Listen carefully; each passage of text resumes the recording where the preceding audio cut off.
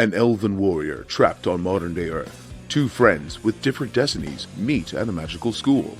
These are some of the stories we at Electric Lips Comics are working on. You can get your copies of both The Mana Chronicles and Tales of Itherel at elpmerch.com.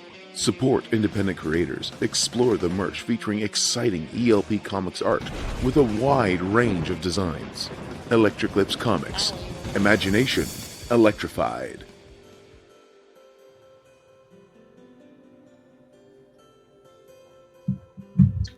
Well, welcome, Oil Runners. We are here once again, and we are here with Sophie Coyd and Billy Ward from the Silver Screen Sisters. So we're going to get into who they are, what they do, why they do, the whole nine yards. So we don't know what's going to happen, honestly. But first of all, let's not troll. We're not about that. We are here to be a family and help each other learn, inspire, grow with each other, and anything that they do. And don't mind my cat, she's just putting her 2 cents in too. But let's just keep it rolling. So we thank you for coming on, Sophie. How are you? And Billy. It's different for having two extra people, or an extra person on there. So well, welcome. Thank you. Thank you very much. It's great to be here. Yeah. I'm really excited about this. Absolutely. So we're going to put that on the screen so you guys can find out look on their websites, and go to their website and check them out, subscribe to their stuff. And so you guys do podcasting. What's your podcast about? Yeah, we have a podcast about specifically 80s movies right now. It's called Silver Screen Sisters. We will be breaking into 90s here shortly. All right. We watch 80s movies that we honestly mostly haven't seen before. We're two older, like geriatric millennials, if you want to call it that. And just because of how we grew up, we just missed a lot of these classic 80s movies. And so Sophie's idea was, hey, let's go back and like watch these because they're supposed to be good.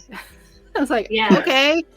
Well, I didn't say that right away, but it's a podcast about 80s movies. We're often watching them for the first time, and we have lots of commentary of what's happening and some fun trivia. Sophie's great with the trivia, and we mispronounce literally everything. So yes, we cannot pronounce anybody's name. That's even better. We're all learning as we go, but yeah, we keep it real. Yes. Yeah, absolutely. I mean, why keep it unfun when it just keeps the entertainment going, and the people can chime in and be like, hey, so you got it wrong. Coppola, not Coppola. Yes, and we encourage people to chime in if you're listening and we said something wrong, or if you know a little more information. We're like, hey, just let us know. Send us an email. It's a we journey. Really are. We're doing this journey to not only learn about the 80s, specifically movies, but it also helps our relationship for us to continue to grow and stay in each other's lives, because we weren't always this close. We were not close when we were younger. Okay. We're about 2.5 years apart, so not very far apart, but that was a lot of fighting in high school. Yeah, there was. It was an interesting home situation, I think, is what really caused us to butt heads a lot. And we're pretty similar people, so anyway, we got over it eventually. Are you sure? Yeah. It just died down a little bit. It's hidden in the hidden figures. Since high school, or when I graduated in 2006, until 2018, 2019, I would say, is when we got way more close. Yeah, we weren't actively. I don't think we ever actively hated each other. I've never felt like that. We just were doing our own lives. Yeah, and we and it wasn't until I started talking to Sophie via Snapchat, and I was actually in the hospital. I was doing plasmapheresis. They thought I had something I don't have. And so I started Snapchatting with Sophie and all these filters, and we were laughing back and forth. And I think we both realized at that point that we're both pretty cool, and we have a really cool relationship here. And hanging out more, you know. Yeah. And so, and then I just over the next 3 or 4 years, we just got closer, and then eventually, finally, I moved down to Oregon, and we're even closer now. It's pretty great. Yeah. I bet your parents are happy about that. Well, they're both but that does go back to like our story. They were born in the 40s. They were stuck in the good old days with Frank Sinatra, Louis Armstrong, all great Elvis. Artists. Oh, Beatles. good people, yeah. Yeah, but we like missed the 70s and 80s. Like just jumped over those periods. Music, movies, culture, everything. It was, you know, ragtime Louis Armstrong, and then 90s movie soundtracks. Mm-hmm. Like that's where we were. That's where we were. Yeah, I don't know how you missed that. Like we were all, because I'm an 80s kid. We grew up in the sticks. We grew up in a small town near Mount Shasta, and it had one tiny little mom and pop video store, and it didn't have many movies. And any movies that they did have, they had more recent movies, so they weren't carrying a lot of like 80s and stuff like that by the time we were haunting the video stores. Yeah. So you didn't. Oh, go ahead. Oh, I was gonna say you didn't get the Gremlins or nothing like that. We did have the Gremlins in our life because of our sister Erin. Oh yeah, Erin liked the Gremlins. And Drop Dead Fred. Drop Dead Fred. That was 90s. That was another one that we really liked growing up. And Beetlejuice. A lot of people knew. Oh, and Beetlejuice. Yeah. One. Didn't they just make another one on the Beetlejuice? Yeah. We actually went to go see it together. Mm-hmm. Was it good? It was good, but it's also one of those things where don't expect it to be the original. It's not going to be the same. Oh, okay. It can be disappointing in a sense because it is different, and there's maybe 1 or 2 extra storylines they probably could have cut out or merged together. It definitely doesn't have the same magic as the original one, but it's still fun. Yes. So. Right. That's because the original people are going old. Yeah. Like, I mean, Catherine O'Hara always gives the best performance, so she was wonderful. Oh my God. Mm-hmm. Yeah, I mean, I couldn't let anybody else do Ghostbusters. Like, it's got to be the originals for me. And what was it? Like, just, and then I guess they're making a new Never-Ending Story, which I'm kind of upset about. They're messing with that. Oh no. I think I remember watching or seeing the news about it. I think they'd said they were, but it's like forever tied up in litigation. Because of the author, right? Yeah, the author does not want it, and the author's estate doesn't want it made. He was so disappointed with the first movies they made. And he's like, no, never again. So now it's all tied up in litigation, and who knows if we're ever going to get another one. So I don't want another one. Watched the movie. We watched it on the podcast, and that's how we found out all this information on it. Oh, wow. Okay. Yeah. Okay. Yeah. Because the first Never-Ending Story, that is my movie right there. Yeah. You know, growing up as a kid, watching that and everything like that. I don't care how cruddy the effects were and all that stuff. It's just was good for me. It was just good. That's the thing. It's like growing up with some of these are so nostalgic, but like Sophie and I are coming at it with like a fresh pair of eyes. And we're like, what the heck is this? Like, what are we watching? Why do people like this? It's really funny having a different opinion. Yeah. That and Leprechaun. Never saw that. I was like, he's just a little. I mean, it was so I wasn't scared of that one. It's Chucky that I'm scared of. I know he's not real. All of that. I'm not dumb, but that doll has something there. Like, I still can't. You can't put But the Leprechaun I was watching, I was like, this is so stupid. Like, so like the little doll, like. I haven't seen that one yet. That's something that I'm going to look forward to. I can't watch it as a horror movie. It's comedy for me because I'm like, well, this you just look at him like a just a little doll that you see in the store as a kid's toy. Like, okay, well then, all right, Right? Freddy Krueger. Freddy Krueger is my horror movie. That's Nightmare on Elm Street, consistent. That is my thing right there. But the crappy stuff that they did. Oh yeah. What's interesting is, watching these horror movies, I'm not a horror movie person. Like, I am anti-horror. Like, I'm not against horror movies. I just will not watch them because I am too startled. And Sophie likes them. She loves them a lot. She grew up watching these. I'm just like, she would have them on the TV all the time, and I would just leave the room. Like, I'm going to go hide in my room and read a book. Like, but we pulled, I think the first horror movie we did pull was Nightmare on Elm Street. And I was like, no. It was either that one or Poltergeist. Oh, it was either that or Poltergeist. Yeah. I think it was Nightmare though, because I remember thinking, oh, this isn't so bad. Oh. Poltergeist, on the other hand. That one was a little bit more creepy. Did you know they used real skeletons at the end? I heard that. I heard something about that. Whew. I don't know how they got away with that, but yeah. So that's like some of the fun trivia that Sophie will find and start reporting on and stuff. So like, they used real skeletons in Poltergeist, and like they considered O.J. Simpson for the Terminator, but he looked too nice.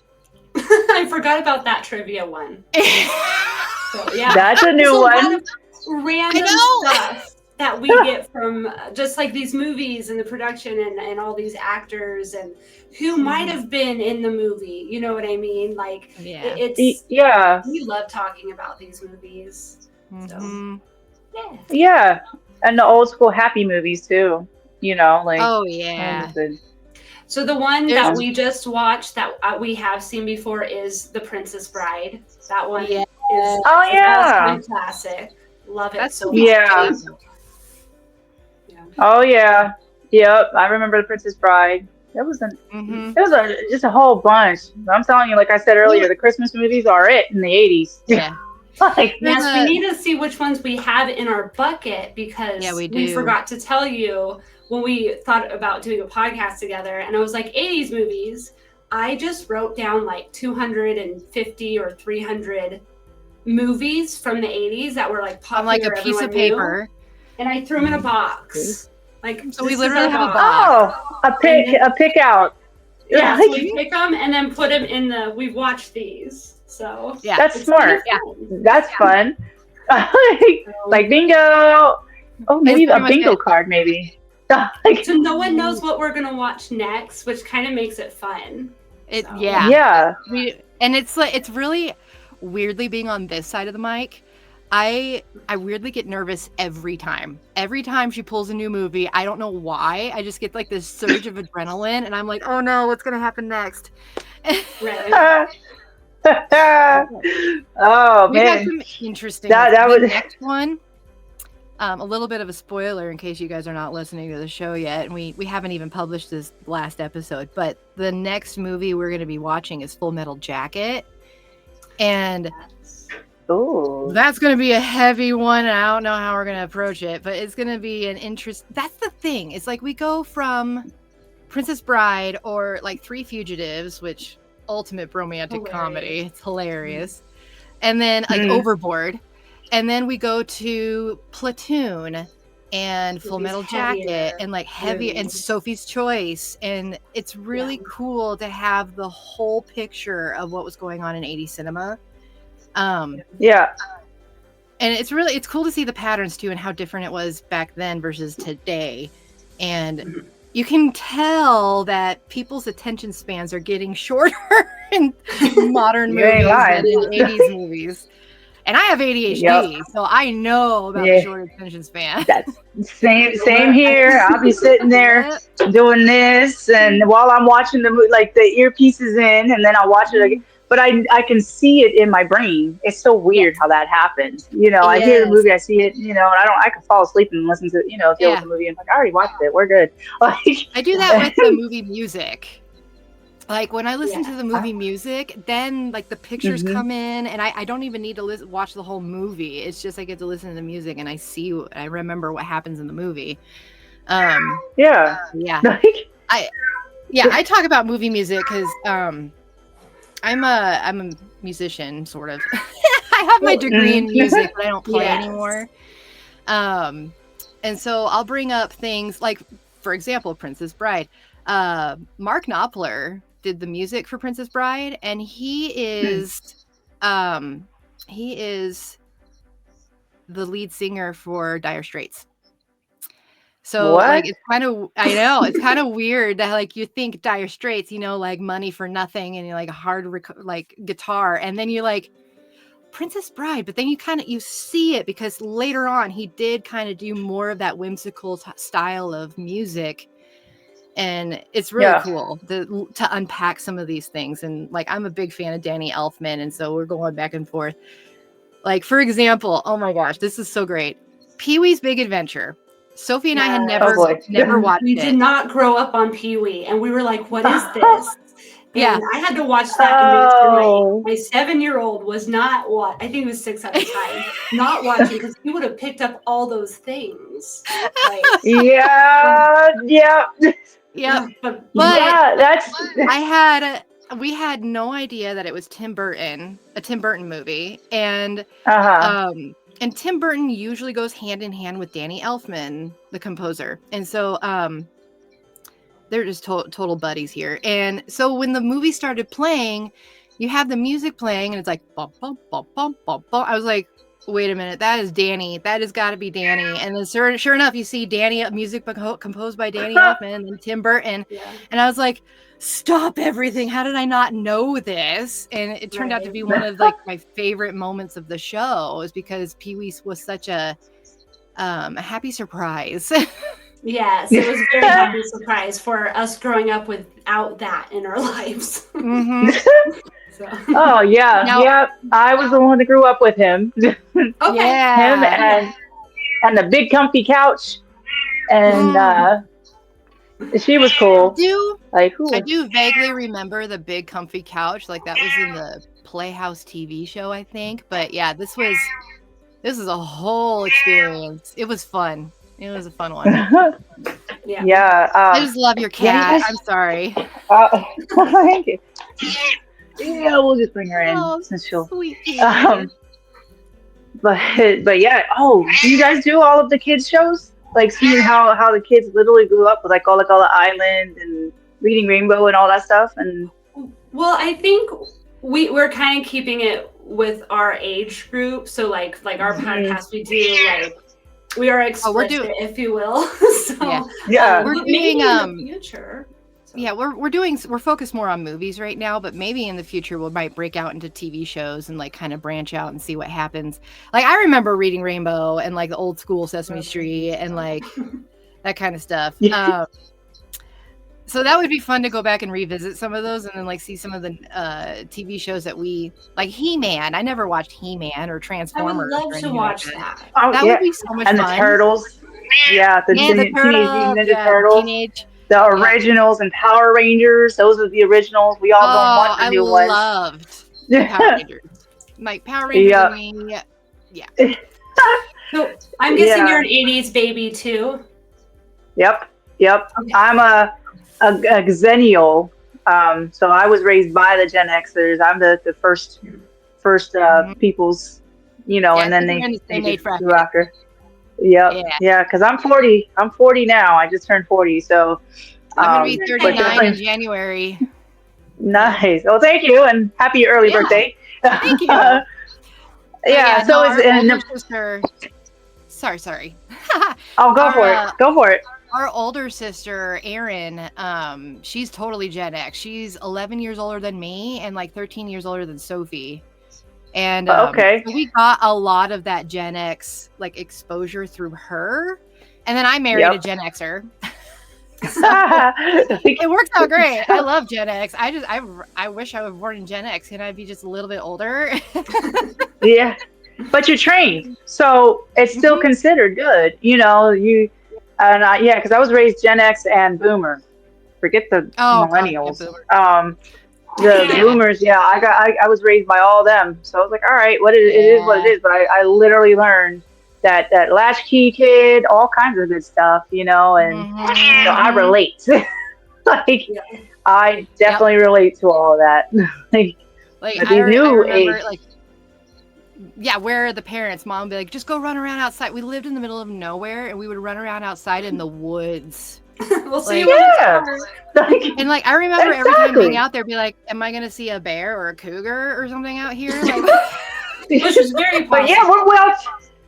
we're well trained now. Like, we really are. like shoot, you Yep. know, like Throw us we're out in the woods, shining we'll at be this fine. point. Like, That's right. like, That is right. well, yep, we're all like, just don't poke the bear to the Gen Zs and all that. Like, millennials know, because we all live like, look, just don't poke the Gen Xs, don't poke that bear, don't poke Oh the boomers. no. They're sleeping, they're cool. We warned you. We are Go for it. Yeah, like shoot, like we took all the beatings. So you know what? It's your turn. You Y'all can deserve it. safely- Yep. Like, Rite of yeah. passage.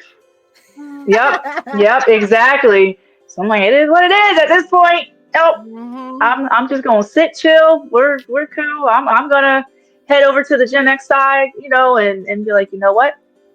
You're good.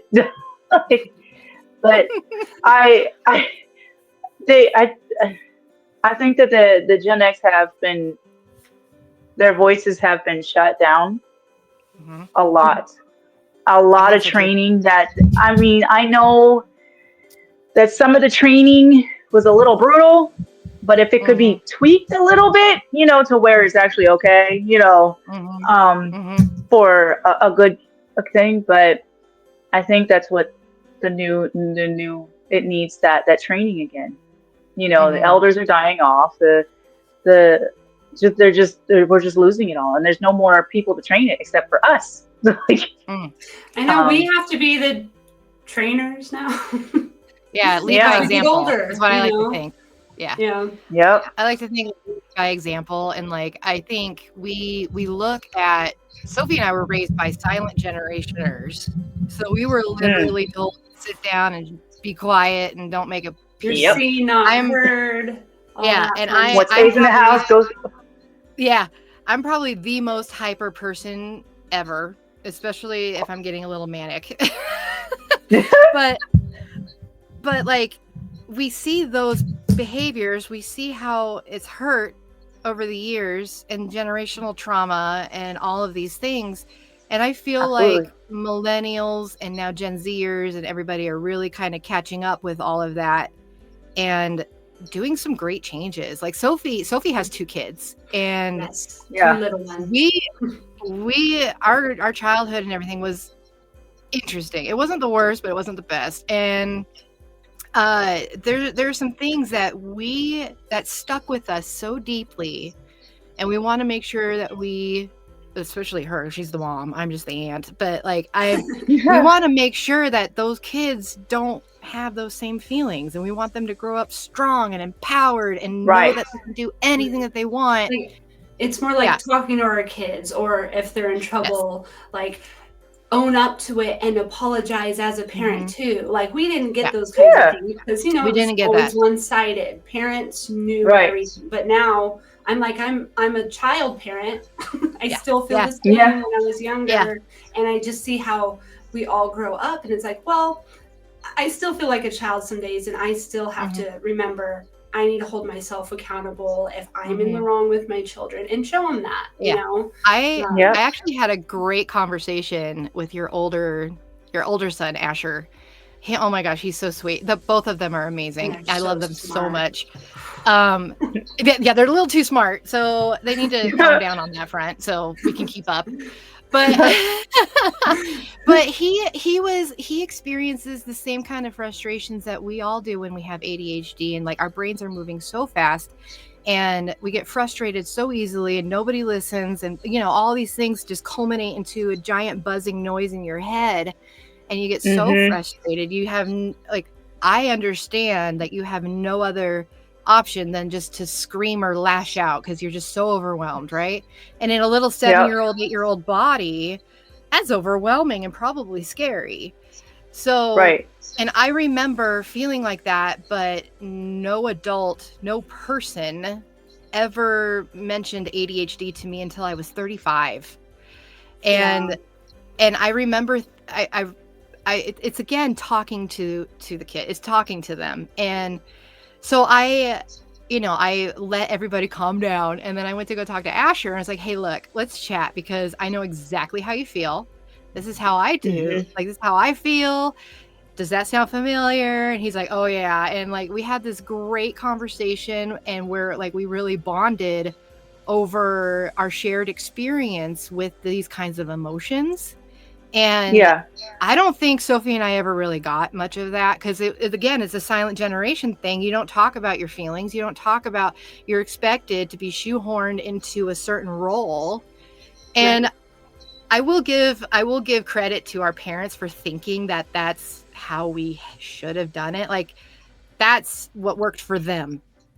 And like, it's not an excuse, but like, I understand where it came from.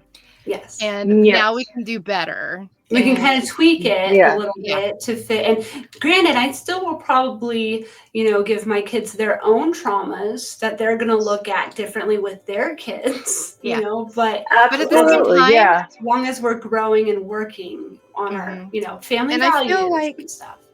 I feel like you have such a great relationship with your kids and your kids are turning out so wonderful that even if you did impart some kind of trauma on them, it wouldn't be like how things turned out with us. Like, it wouldn't be like we could discuss you still would have a very healthy relationship. Yeah, you'd still have a very healthy relationship with them, and you'd be like, and maybe even make fun of it a little bit. I don't know. It's like hold their hand as they go to therapy, that kind of thing. Like, I would. Like, Now we are again. My kids are 5.5 and 8 right now, so it's a very busy life right now. Very busy. And we're starting the sports phase, so getting fun. Yes. Yeah. So we did. So which means your life is no more. Yeah. Your life is no more. It's hard. It's hard to juggle the mom life. Especially with the podcast. Yes. So we kind of take the podcast as fun and light. Like, we don't have deadlines to a point yet. We're still able to work on our own time with our kids, our health issues that we both have been going through. Like, I had my front tooth pulled this last July because I passed out 5 years ago and smashed my face. So I finally had to get my tooth pulled. So like we have things come up here and there. And of course I'm a total troll. Troll. And I sent Sophie the song All I Want for Christmas Is My Two Front Teeth. No, are you sure you're not my family? Because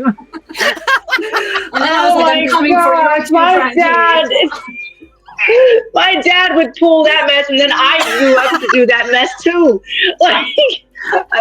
I'm nice, but I would do it out of love and be like, look, not mess with a person so bad. I mean, I don't know, Sophie, have I made you feel better about the whole situation? About my tooth? Yeah. All I can say is covering succotash, because sometimes right. That would be meme central, the whole 9 yards. Hopefully next year I get a tooth screwed back in, so right. Shoot, I haven't heard that song in forever. Now that's gonna be a Christmas. Yeah. Absolutely. I'm terrible, and I start listening to Christmas like in November. So it came up on my playlist, and I was like, "Oh my god, I gotta send this to Sophie like right now." See, I do this year. I'm super behind this year. So tomorrow we're gonna go get our tree, and I'm like, it's the 7th. I don't have a tree yet, so we're hopefully gonna finish decorating this weekend. So. Yeah, I gotta. Do that. I grew up with the tree comes on 24th of this. Well, the night, and then the night before. Like Santa Claus. Yep, Santa Claus would decorate it with the gifts, so we wouldn't know. That's what I grew up with. But I don't have a tree now. Like I was like, I don't I love the Christmas, and I love that whole thing. But somebody else's house, my house, I'm like, I'm too lazy at this point to decorate because then I got to go put it all back down into the garage or wherever I got to put it. And then it's a waste of space to sit there and put it in. I said, I don't get it, but okay, That's where the I didn't have a husband. It's the if I kid. didn't have a husband to set it up. Yeah. Even then, I'm like, we are going to chill. I'll be happy going to see it somewhere else. And in Alaska, it's even better because everybody else decorates outside and the snow is like right there on the trees, making it look like Christmas. So I'm like, all right, we got it outside. We're good. Go take a picture of it. We're cool there, like especially during Christmas.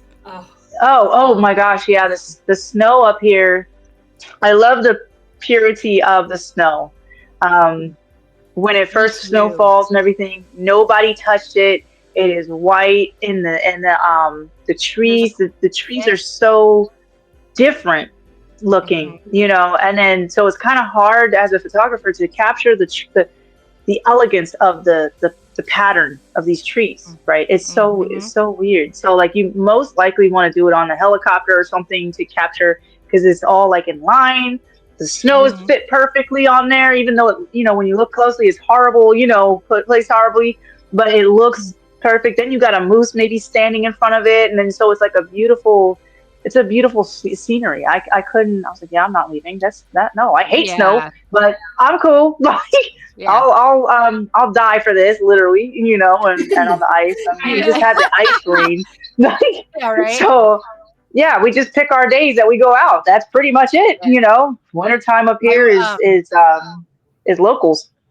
Yeah. I went to Alaska once with my best friend and her family and my husband. And oh my gosh, it was we went during the summer solstice. It was the most beautiful thing I've ever seen. Oh my gosh. We also went on a cruise when we were like 8 or 9 to Alaska it was our mom and her stepdad. 2000. Yeah, 2000. Was that it? Oh really? My gosh. And I also went to Alaska for my honeymoon. I forgot. Nice. I love Alaska. But the trip with Maxine, my friend, we actually went up into like Highway 1 up to Fairbanks and all that fun stuff. We stopped in Talkeetna and so the 5-minute drive. Yeah. So. Did you go to Eklutna on the way? Did you take off? I don't think so. Or you just went straight there to Talkeetna? So if you ever come back up, go on that highway. Yeah. If you ever come back up and go on that highway, on Glen Highway, do the side roads. Like Eklutna, that's how you get your real trip in versus just going straight down an alley, then take a left to the Talkeetna, come back out. Because Talkeetna was like a 5-minute roundabout. She's like, well, that was done. All right. Yep.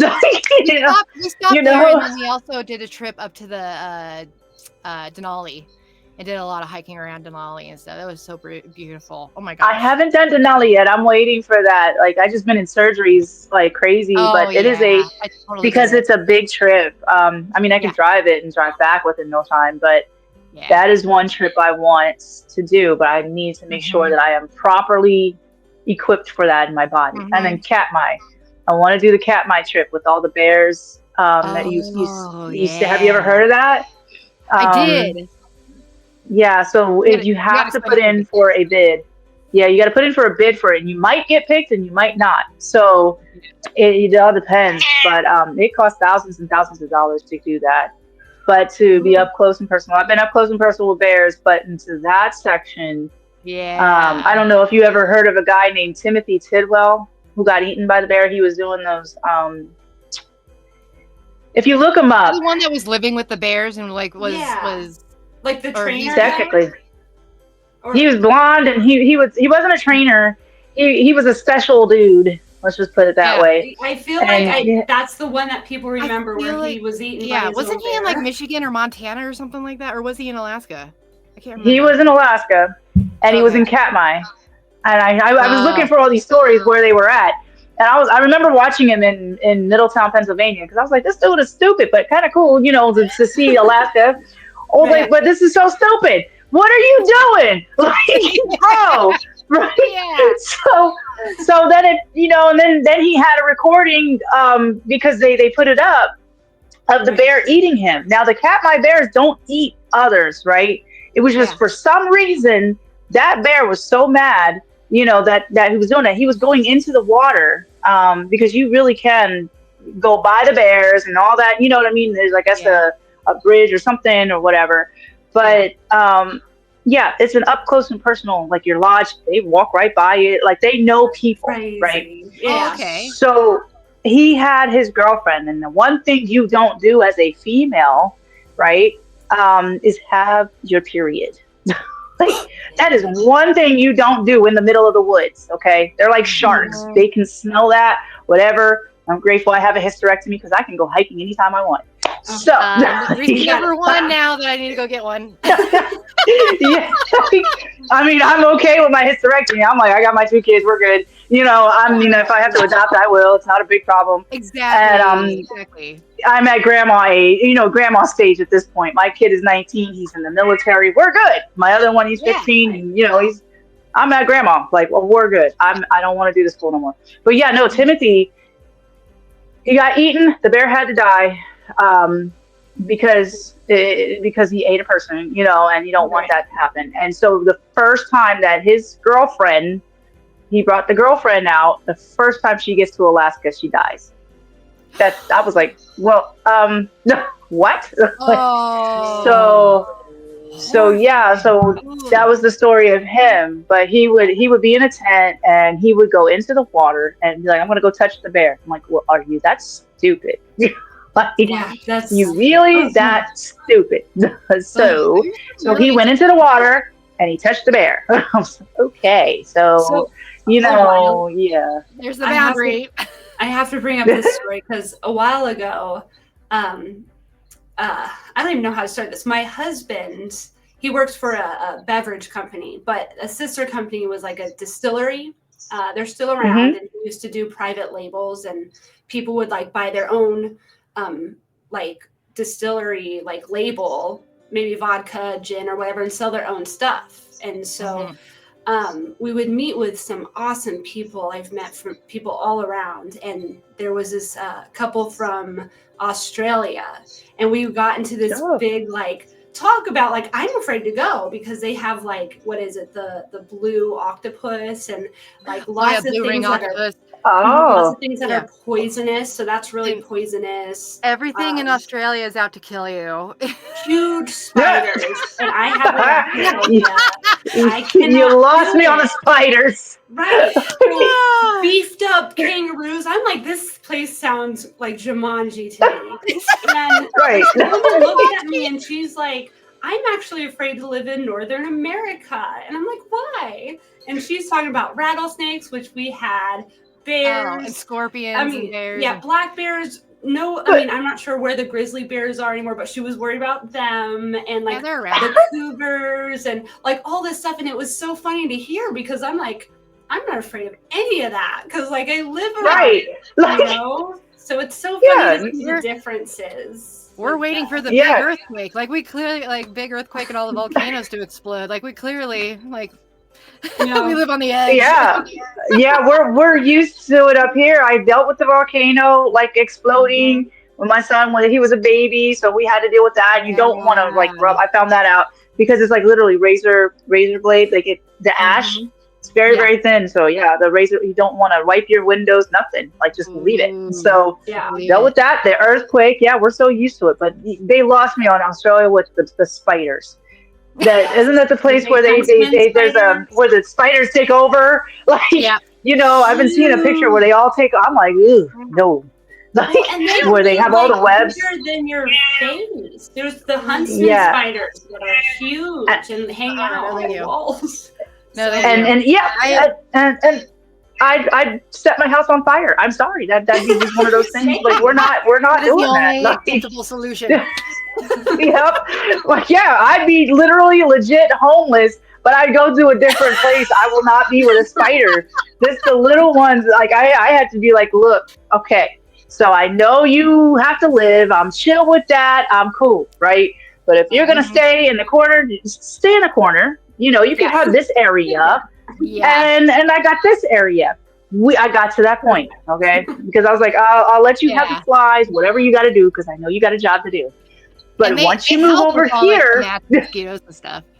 They really help, but why do they have to be so creepy? Yeah. Thank you. Exactly. Like, why would anybody want to live in a place with a spider that big? Like, literally, just leave all the animals in one area. Yeah. Just take them.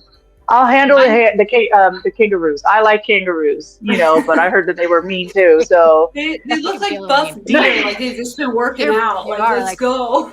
Yeah, right. They're so buff. I want their routine. I want their gym routine, honestly. That's what I want. Yeah. But we good. I forgot to tell you. What? I've had a little jumping spider in my bathroom for like the last 2 weeks, and like we're having a whole relationship and like a conversation and stuff. Like I walk up to him and I'm like, "Hey, how you doing? You getting enough to eat?" And he's just standing there, like he kind of waves his front legs a little bit. Are kind of chill if you are chill around them, but I just put him outside and I'm like, "Sorry, dude. Good luck." Yeah. Good luck. Here's your little hobo meal. Should do a video on that or something. My cat's almost ate a spider about like this big, and I was like, I'm not like I don't mind if cats like do their job, whatever. But if it's a spider like that big, I'm like I'm gonna pick it up and go put it outside because I don't want you eating that spider. Well, see, that's where I want a chicken. Be like, okay, chicken. Do your thing, and they'll eat those spiders, and then you get eggs. Like, yeah, you're gonna get chickens. You're gonna get chickens. Yeah, have you seen the video of the chicken where a person held their chicken up to the wall with the I think it was a spider or some kind of bug that he's like, all right, here, do what you do. Yeah, and he took it, and I was like, oh, well, that's smart. Or surprisingly metal. They're just like fierce in so many ways. My neighbor here, her name's Annie. She's the sweetest. She has a goat whose name is Fleur, and she's like the chillest little goat that used to be like a petting zoo goat. And she has a symbiotic relationship with Annie's only chicken. And so so this goat and this chicken go around her farm together, all over, and the chicken eats the bugs off the goat. And then the goat helps feed the chicken. Like, it's a whole thing. Like, it's so funny. They're just besties. It's a circle of life. Oh, my God. Pretty much. Yeah. Like, how can you eat them? Like, well, I do. But, I do. Like, I try. There's a mental block. I just have a mental block. I don't think about Well, also growing up in Cattleland with 4-H FFA around us, like it's style of life growing up, Yeah. So, rodeos and auctioning and So we're kind of. I love rodeos. Oh yeah. They have one at Central Oregon. I wasn't sure if you've been around Oregon at all.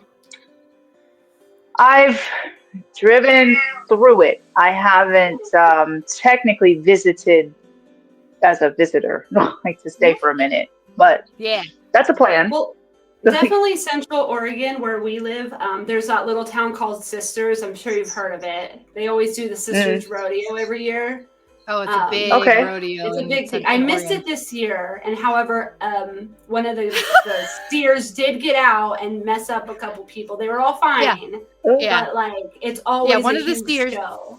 One of the bull was it? I think it was a bull. It was a bull. bull. One of the bulls I think. came out. Yeah. One of the bulls jumped the fence and it hit 2 people, and they're both okay. They're fine.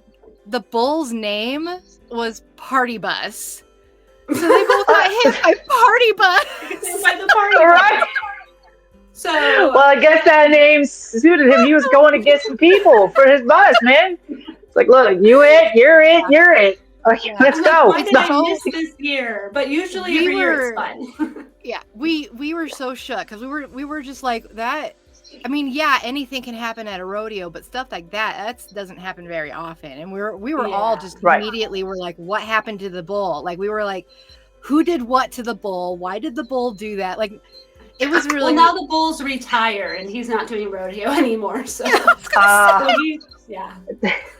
They took the party bus to the town now or whatever. I feel like I read that they didn't technically slaughter him. I think he just went to like retire somewhere on a pasture somewhere. Good. But that might be a nice way to save that. I am such an animal lover. Oh my gosh. Like hearing about the bear having to be put down, that just like tore me up. I'm like, that bear didn't even do anything. He was just protecting himself. Like, oh my God. He was just using his animal instincts. Yeah, no kidding. And so I'm such an animal lover. I will, oh my God. I have 3 cats and I want 800. So I'm more of a dog. I got the cats, but I like the dogs better. Like I do like dogs, but my husband does not. Oh yeah, I'm the opposite. So I used to have my dog Goomba. He was a pitty, such a cute pitty mix. He was only 50 pounds, so he wasn't big. Blue-nosed pitty. And when we would like have Billy and her husband come spend the night, my dog he had to sleep with our guests. He's like, I'm going in your room and I'm going to sleep with you and like guard you and get all the pets. And I mean, oh gosh, who was it? Well, our mom, for one thing, once a long time ago, met my dog and was like, oh, I'm scared of the pits. They have dead eyes. Next morning, she's cuddling with Goomba in bed. Yeah, Goomba was the best. And, he was the best. Yeah, Goomba was very sad that Robert did not want to go to bed. Well, what's interesting is Robert, all these dogs, because Robert really is just such a calm person. He's a very calm and quiet, like, and very emotionally mature type of person. And these dogs gravitate toward that. And meanwhile, he's just like a little uncomfortable with them because, some other experiences through, just experiences. Yeah. And so he's just a tiny bit uncomfortable, but he'll still pet them. Yeah, it's not like we're going to have any in the house. So unfortunately. They're like, you're gonna love me today. I'm gonna force you to like dogs. That's it. That's the we're with nothing else, but we're job to do. We're gonna make you love us, and then you can have a dog. Like we're gonna train you. I love them. Oh. Yeah. Sadly, my Goomba, my pitty Goomba, he passed away September 2023. So we haven't gotten another dog yet because it's too soon, and my boys are not teenagers yet, so they will be helping when we bring in another dog. Oh, absolutely, yeah. Older, that'd be great. Because you all know who's the default parent if we get a dog right now. So. That'd be you. Right. You're the one that's going to be training that dog and taking care of that dog and all of it. And now at our older age. Yeah, at our older age, we're not trying to do all that walking and all that extra. Like, we're retired, man. We're half retired. Actually, I'm retired. So, no. The kids can do it. The younger people to do it. Yeah, no kidding.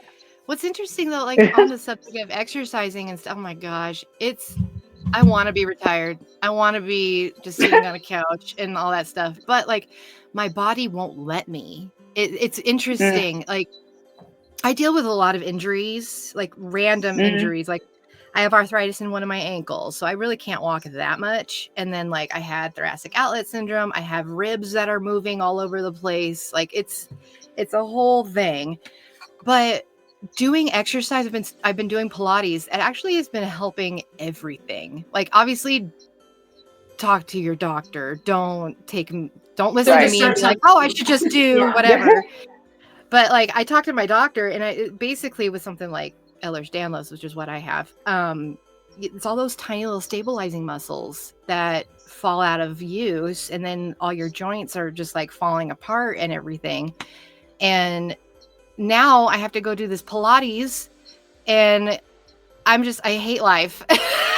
You're strengthening your body, but my body feels so much better. But at the same time, I'm like, oh my god, I'm just gonna. I have to get through this. I want to be on the couch. Sounds like me. I got physical therapy. I had to quit for a minute because I can't personally be up more than 15 minutes without my whole spine just hurting so bad. It's like a crush, So like in the pool. Being able to dangle, it feels so good. I'm like, all right, just give me a little. We're good. But once I start walking in the pool and all that, just a little bit, it hurts, so I told the doctors, was like, listen, I've been trying to tell y'all, like I said, normal people, when they exercise and they build the muscle, they do more reps, they build the muscle and the pain goes away, right?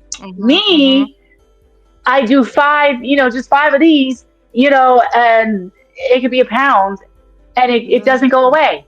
It gets worse all over the body. So, it's like I also said, I was allergic to exercise. I want to exercise. Yeah. I hike, you know what I mean? I do all that, and I go fishing. So it helps in a way, and I kind of space it out. But it's so how do you feel in the pool with the others? The pool, it's interesting because I have a hard time breathing with my lungs and like with my rib cage. So I'm actually doing this really interesting like breathing physical therapy.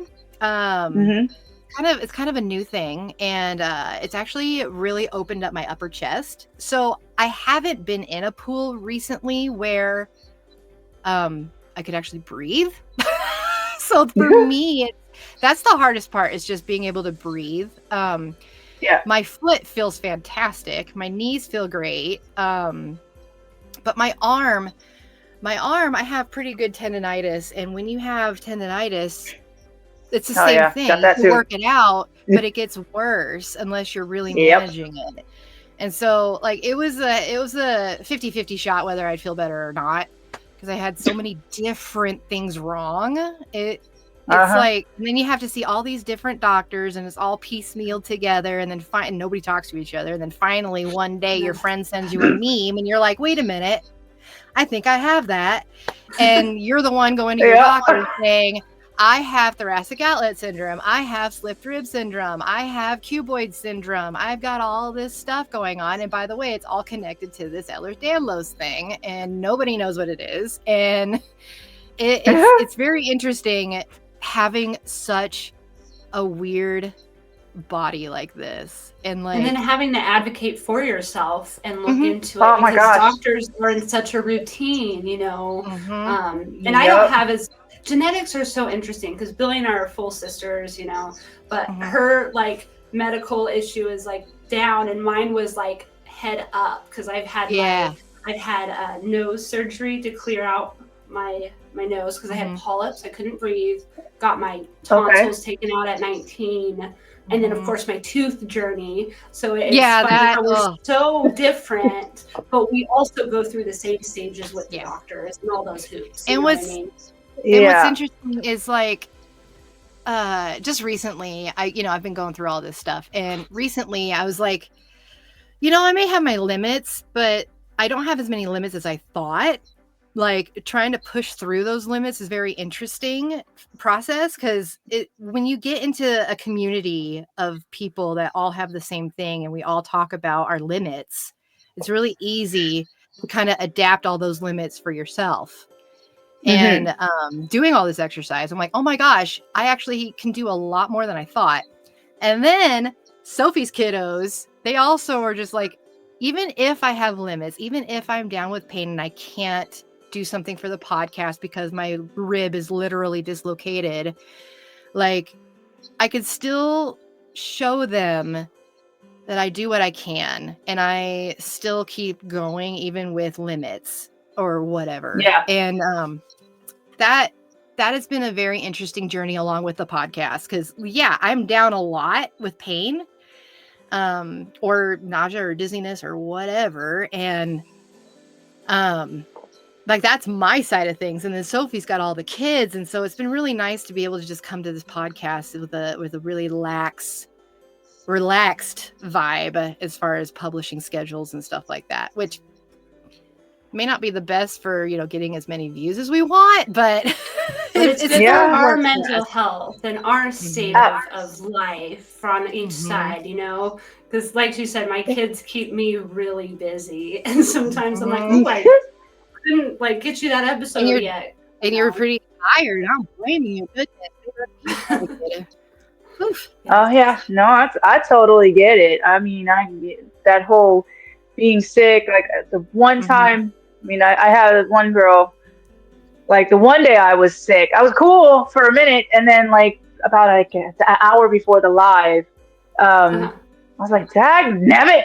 Like I really can't do it, and normally I could push through it, push through the pain, whatever it is, but I was out. It was done. So I had to say, all right. There have been times where Sophie and I sit down to record. We're ready to record. We watch the movie. We're ready to talk about it. And then I am just in the worst mood because I'm in pain. And then we'll be talking. Yeah. It's really funny. Sometimes we'll just be talking about an actor or some trivia or something. And then I'll just start crying. And Sophie's like, "Are you okay? We can do this another time."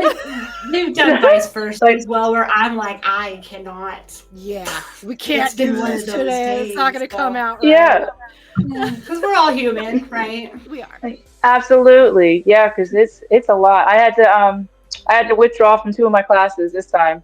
And it was because I'm just so exhausted, extremely exhausted. I finally went into the exhaustion mode, Yeah. So I'm always working. I'm by myself. I'm getting my bachelor's in psychology with a I'm going to put it into art as well for the bachelor's, but it's not the interest in art, the minor in art. So we're going to do that. Cool. I'm going to pull it in because I just got my child behavioral health while doing all these surgeries. So I have all these going on at the same time. And then I have my bachelor's of journalism with nutrition as my minor, but I'm still going to be doing all that. And then as I have classes open, I'm actually learning Denina. So I'm full focused on that too, because I want to get the teaching as well. So I'm a couple classes away, but I have to focus on my health at this point. So so the classes have been actually very interesting and very eye-opening. So even doing this broadcast, like when my teacher was like, "Oh, well, what did you want to learn from this class?" I'm like, "Well, I said, one, I just landed like Larry Hankin." She goes, "How in the world did you do that?" But I was like, "I just want to know how to do the broadcast." You know what I mean? Like more or less get into a better position. And she goes, "I definitely want to see that." So now she's subscribed. That's awesome. Like, okay. But it's a very good team, and so so I mean, she's really great and all that stuff. So all the teachers have had a very great hand in different parts of my journey on my own. But so I'm like really learning about like the media. One of the classes was the writing class, and he was talking about like the ad content. So they both, between the journalism and the writing class, were talking about like, was it like the misleading and just kind of how finding out how to figure out if it's if the thing is AI or whatever it is. I'm like, well, how in the world is this? So it really helped with the well, okay. And I need then to take a class on like how to figure out AI. But the only way I can figure out if something is written by AI is if my eyes glaze over. Like something about reading it. And I'm a writer. I actually got my master's in English and creative writing, and I tie that in a little bit to the podcast too, with storytelling elements and stuff like that. But when it comes to AI writing, like there's just something about the way the words flow. I can't figure it out, or the kind of words that they use in certain sentence structures, and it's just hard for me to read. And my eyes will just glaze over and I won't compute what's in front of me. I might be our ADHD on that end. Yeah, I like that. I never thought about that way because I go like blank too. I have ADHD as well. Yeah. And I'm like that. I just go, okay, whatever, next, kind of thing. The weird thing about it though is I haven't been reading a lot of articles that might be AI. I see the pictures, or I've heard a couple different, like people can put in a whole bunch of information, say about their business or maybe a dish that they like, and they can put it into this AI, what's it called? Like it turns it into a speech. So it almost sounds like you can put in a business proposition and they'll like take all that information and be like, okay, now we sound like sports news. Here in this business, this is 7% like compatible with, and it'll just totally turn all the information you gave them and give like a 15-minute speech. That and is it is crazy. wild because I can tell with that, like how people talk in an interview compared to what they're talking about. It's like easier to see that's probably AI, or even the pictures with the extra fingers. But like reading an article, I don't think I could tell with AI, to be honest. Right. Yeah. So, yeah. The extra fingers. We've actually, well, I have. I use it. I mean, humans have been using tools forever. So like, yeah, I'm leery about AI in a lot of respects, but like as a tool, it's actually pretty cool. Like I use ChatGPT, and it's actually helped me a lot in terms of like creating ads or creating images or something for the podcast, or helping me organize things for the podcast or stuff like that. And so like I just got done designing a whole lot of ads, and it helped me come up with some really cool phrases to put on the ads. And then it would come up with like, it would ask me, do you want me to put together a concept drawing of this ad? And I was like, sure. And so it came up with let's see what comes out. And I sent it to Sophie, and I was like, there's like 2 Rubik's cubes. One of them had 4 squares on one side and 3 on the other. And then like there like all these different like tape cassettes that were duos, and like something that maybe looked like it said 80s party, but it was all jumbled up and weird looking. 80s burger. Like they don't know what they're spelling. It's kind of funny.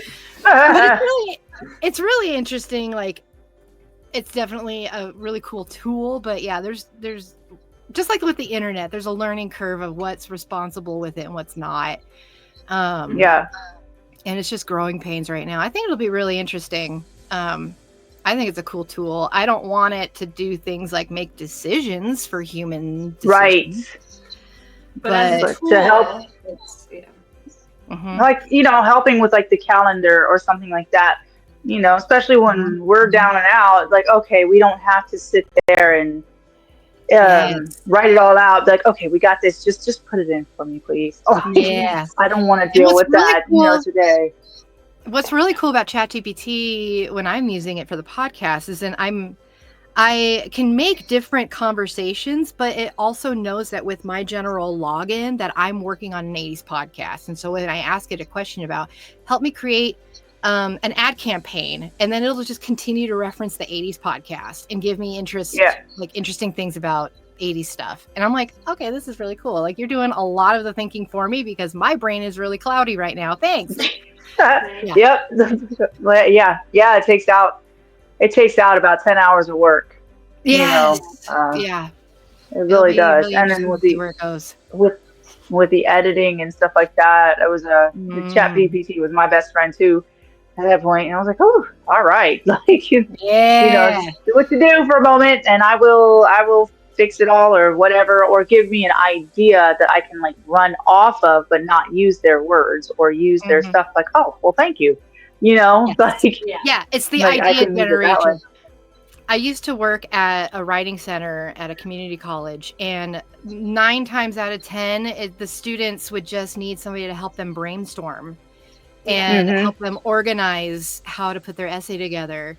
And that's my favorite part. I'm like, okay, let's do this. Let's generate ideas. And working with a person one-on-one, it's really easy to kind of get the brainstorming going and flowing and organizing the paper however they want or think they want to do it, etc.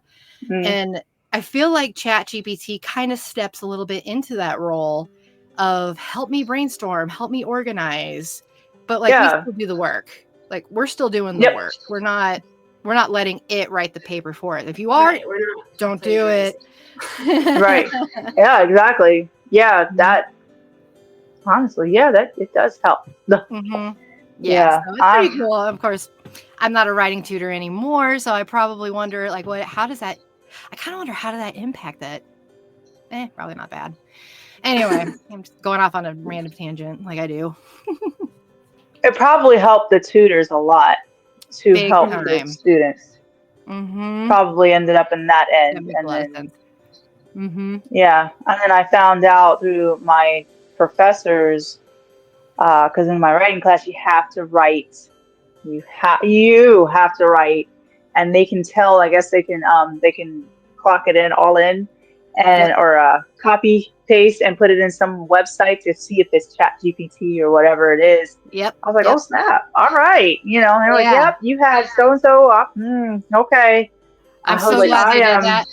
Yeah, it's glad that they have that for, like a fallback, I guess, in the college and all the teachers, because I just remember when I was back in college, I got my BA in sociology, and it would have been so nice to have AI like the night before writing that 15-page paper. Oh my gosh, yeah. That was for like tariffs and stuff, and I got an A, but it was really hard. Wish I had AI. And that power of ADHD, man. Put it down to the time, like make it that important to do the next day, and then you pump out the best work you've ever done. Absolutely. For sure. Yep. I'm about 7 hours. 7 hours is usually my time to start doing my research paper. 11:59 is due. I'm like I have to go to work. I have to do all this extra stuff. Go to my doctor's appointment. Then I gotta go to get. I'm sedated, so I'm in class like dead to the world, and like I'm literally doing it. I give up. I really had to step down 2 classes because the other ones I already got my A's in. I don't blame you, man. So I was knocked out. You're a powerhouse, man. You just don't let anything stop you. You take on a lot, and you're killing it. Good night. You're inspirational. No, I appreciate those kind words. Everybody. Yeah, we're not worthy. Oh, y'all are worthy. You guys are still here. Yeah, people don't understand what we go through. Sorry. Well, I was going to say one of our favorite movies is Wayne's World, and once in a while that "We're Not Worthy" comes up. It's Wayne's World. Wayne's World, party time, excellent. Yeah. But the Alice Cooper backstage thing, they're just like they just see Alice Cooper and they drop to their knees. You're the Alice Cooper. Yeah, I remember that. That and Beavis and Butthead were the ones I remember too. That I am Cornholio. Sometimes my 8-year-old puts his shirt on his head and he looks at me and I'm like, stop, because I can't. Oh, he caught the bug. No. He doesn't know, but I can't wait to show him when he's older. Oh, that's so funny. Oh my gosh. I really appreciate you bringing us on and talking with us, and it's been a really fun chat. I've been enjoying this time. So yeah, absolutely. We should have more females on, man. Heck yes, women empowering women here. I would love to see more of that. I do know that because we got together because of our friend Steve. Steven. Oh yeah. But shout out Steve Joyner. It was nice to see another woman podcaster, because he has we've gotten interviews for Larry Hankin, some other really known males, but I haven't really talked to any other females, and so it's really nice to see this happening right now. Yeah. Oh yeah. I mean, honestly, my favorite podcasts are by females. Yes. How many of them? True. That's because we can relate. There was a podcast, I'm not going to name it. It was really interesting, but after a while, I'm like, I just can't listen to you guys. Like, you have such bro humor. I appreciate it, and I love that you have that humor amongst yourselves. I just don't get it. So, love you. Yeah, but they do have interesting stories, so I'll chime in I'll tune in every once in a while. But yeah. Right. Yeah, I got my 2 favorites. I have the Charlotte Delbray is one of my favorites. Like, she's my top. She's great. She does I don't know, but she's pretty popular. She does the wedding stuff too, mostly, but she does a lot of different stuff too. She'll read Reddit posts and she'll comment and all that stuff. So she's great. She's on YouTube and on Facebook too, but she'll have different stuff. I was like, oh my gosh, this is great. Huh? Is she a redhead? Yeah, she is. I think I know who you're talking about. Yeah. So it sounds like, yeah. Okay. Yep. And Charlotte Delbray. my guy podcast that I'll put in while I'm working and all that stuff. Between those two, I have Cinnamon Toast Ken is my other podcast, That is and a cool name. yeah, he's cool, and they're him and Dane. They all have their own podcast, but him and Dane, and then him and PewDiePie, like they do their Yeah. like reaction videos. So they did like the all the interesting shows, like the girly shows too. So they'll react, and it's great. On seeing it on the guy's view of like my 600-pound life, or and stuff like that. And then the what's it called, the 1,000-pound sisters, and then the thousand. They did the whole the whole season as much as they can that they're allowed to with the copyrights and stuff or whatever that they can do. Yeah. But I mean, their stuff, and then they did there was the pedophile one, Chris Hansen. And so Yeah. So them talking.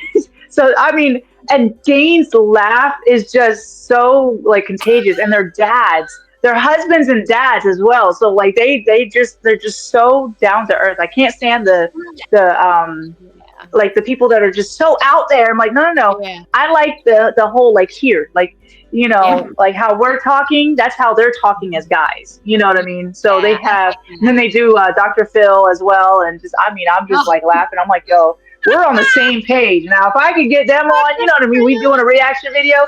We're on the same page, bro. Like, and how like what? Sophie, I keep telling Sophie that we need to go to a video format and like watch these videos like live or something. I mean, within the copyright law or whatever, and like just slice together a video. Some of our reactions. Our literal reactions as we're watching. Yeah. That's what I was trying to do, to find a partner who would do the reaction videos that had a good sense of humor, or just not me mean about the person, but just a simple. Like, what? Right. What the heck just happened? Asking a question. Where are the parents? What is that? And then like pointing out things that are definitely not appropriate, and you're like, whoa. Yeah, exactly. Yeah, we do a lot of that on our podcast for the Silver Screen Sisters, and it like sometimes it can be a little dark, but at the same time we're just talking through it, and because we're sisters, we are so compatible, and it just kind of works. You know what I mean? It does. Yeah, and we have similar views, and we see different things too, and so it's really cool to bounce things off of each other as we're talking on the show. It's like we are watching a lot of these movies for the first time, and we bring that energy into the show, and we're like, and there are times where I'm like, oh my gosh, when I saw this, I just laughed, or say something like that, and then but yeah, eventually, hopefully I can break Sophie down, and we'll do some video reactions. We will definitely that would try. Be fun. That would be so much fun. We'll bring you on, and we'll have to do the whole thing. Oh, absolutely. Yeah.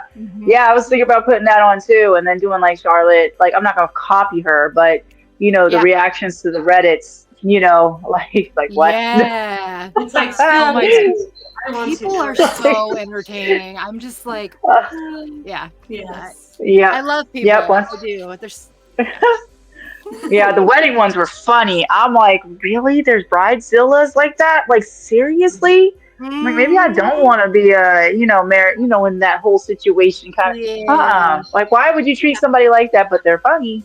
But I'm good. Don't ask me to do a wedding.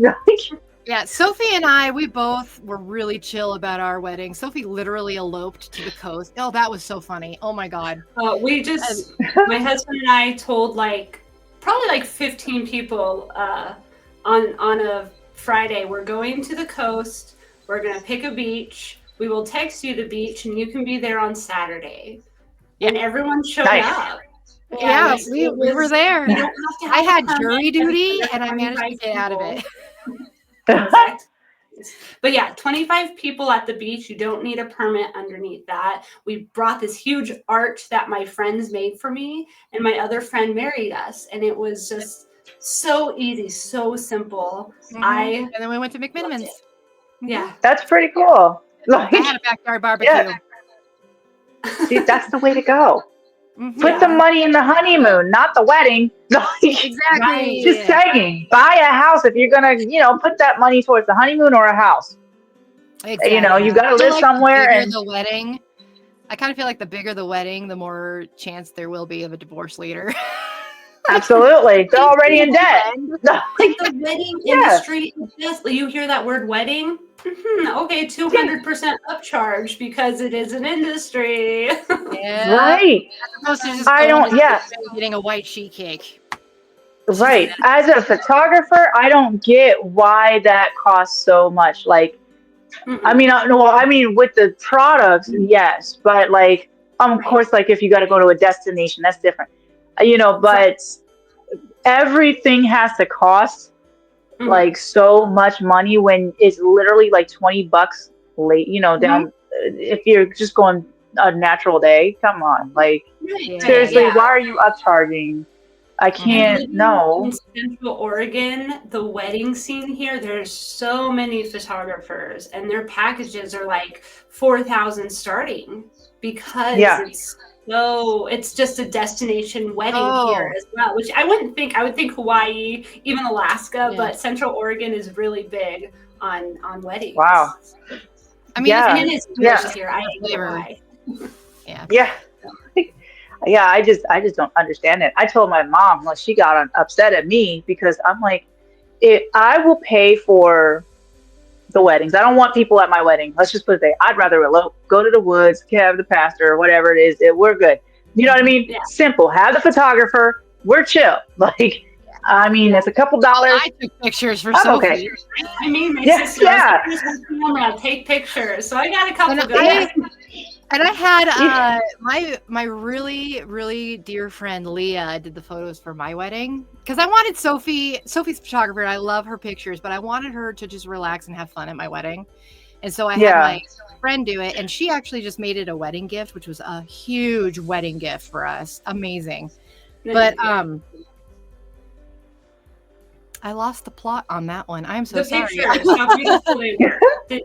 pictures. So the framing that she did, like the I don't know photography very well, but I just pointed and tried to frame things okay and did my best. You did great. Yeah. She got some great pictures. There were some really great ones. Like, oh my God, you guys are too cute. I can't stand it.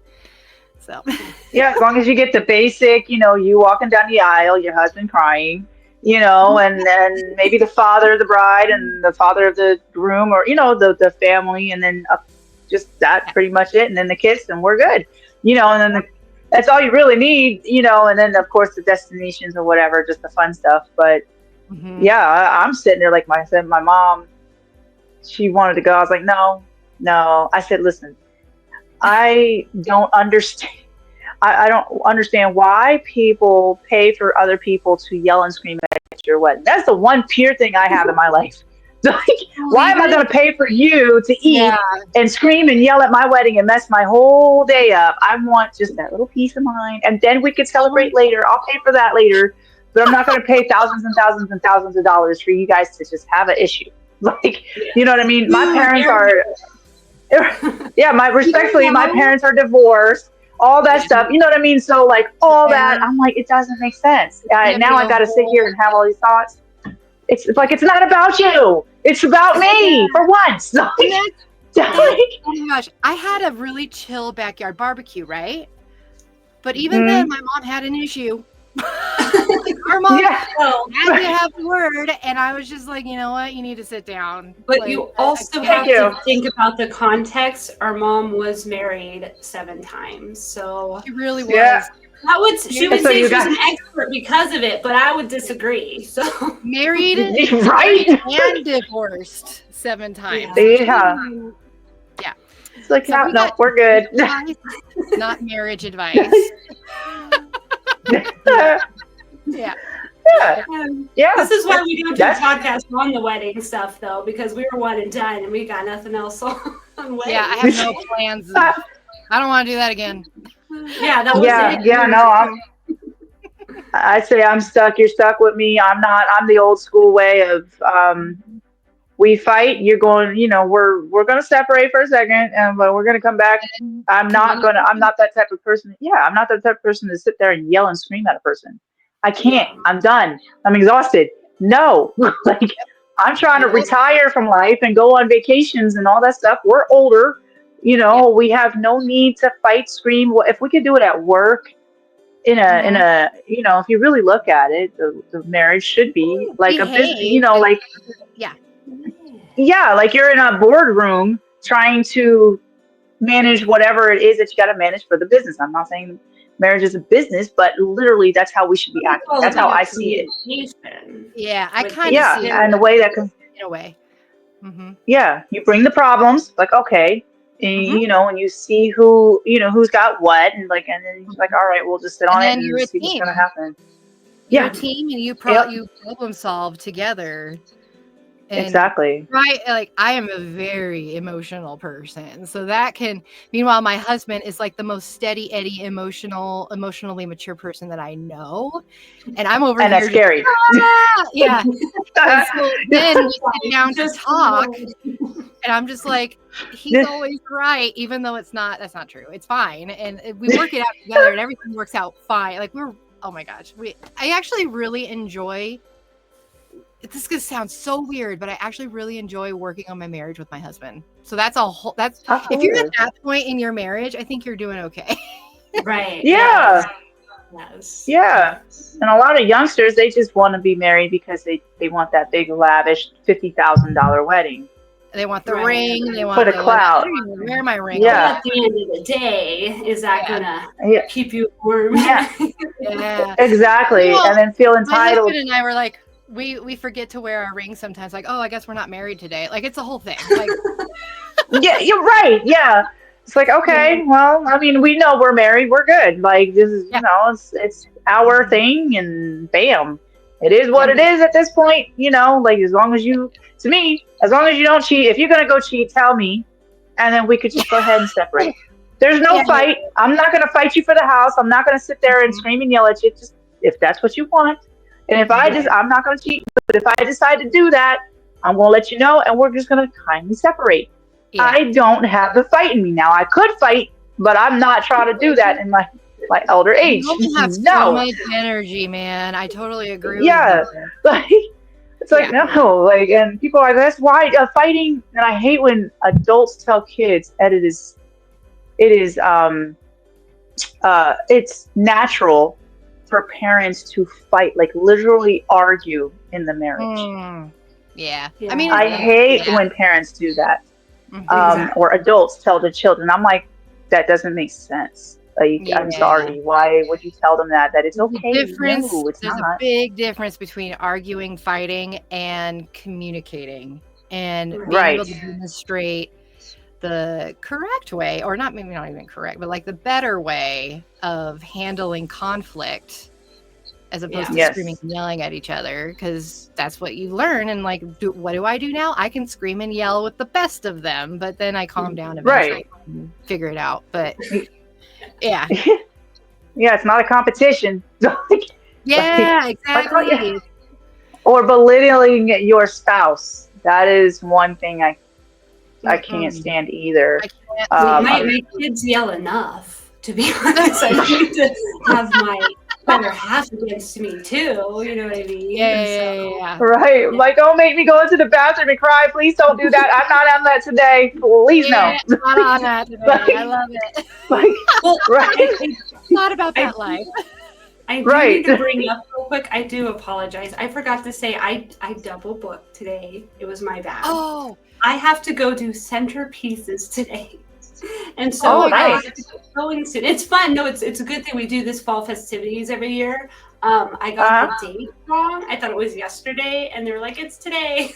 So I actually have to get going soon. I do apologize. But this has been such a great talk, and we would love to talk with you again at some point, especially after your surgery when you're up and running again. Yeah, I'll touch base with you on like to check in with you after your surgery, see how you're doing and stuff like that too, because I want to know how you do. Oh yeah, absolutely. And you'll see me on Facebook, trust me. Yeah, good. Then follow your journey there too. I always forget. I have it on my Absolutely. desktop, so I'm not on it all the time, but I try to check it like once a day. So. Yeah. Yeah, I appreciate that. I usually post on my Facebook about on all my surgeries. I seem to now I'm out, I used to Mhm. I'm isolated technically, that introvert thing. I'm like my Yeah. pain's my pain. It is what it is, but my family was on the Facebook and then here we go. Like, Yep. so Yep. now I literally have a post because I do this by myself technically. You know what I mean? Like Yeah. I dealt with all my surgeries. I sit in my house and I heal, I go ahead and take care of my own self. So Mhm. either way, I do a little ad or whatever the night before that I'm out of surgery. So I do it the night before because the ADHD, it will go all the way down in the thing, and then I gotta like when Yep. you're in the surgery, it's like you gotta go find it, and I can't find it, so I'm Yeah. like, it's gotta be the last thing on there, just a quick Yeah. 2 second, like I'm in, and out of surgery, bam, like, and then I'll post a video or whatever later when I feel better. But yeah, if people don't hear from me for about 7 hours after that, something happened. So Yay. so everybody's trained on that situation. Well, that's good. That's good. But yeah, we actually, you know what we should do, Sophie, is we're gonna send you a message and let's ask her about her favorite 80s movies. And then or if there's one that you're really interested in. And then if we pull Uh, that movie, we'll get in touch with you and be like, hey, you want to be a guest on the show? Or, you can just give us a list of any of these movies that you might be interested in, because I don't know when we're going to pull it. But And we'll be Oh, very absolutely. flexible too. So we can be flexible with whatever's going on in our lives. So oh, yeah, Okay. for sure. We'll be Yeah, very I would flexible love with it. health and stuff. Yeah, for sure. Yeah, that'd be a lot of fun. Absolutely. Yeah, that would be a lot of fun. Mhm. Yeah, I would love to do that. Cool. Absolutely. Thank you. Yeah. But wonderful. Well, I'm so sorry to cut this short, but I gotta get going. So oh yeah, no Like we problem. say at the end of every episode, this we gotta is the end go. of our podcast. I'm like, I have to go, and it's funny that I'm doing this to you. Like, I'm so sorry. But Oh yeah, no. It's all good.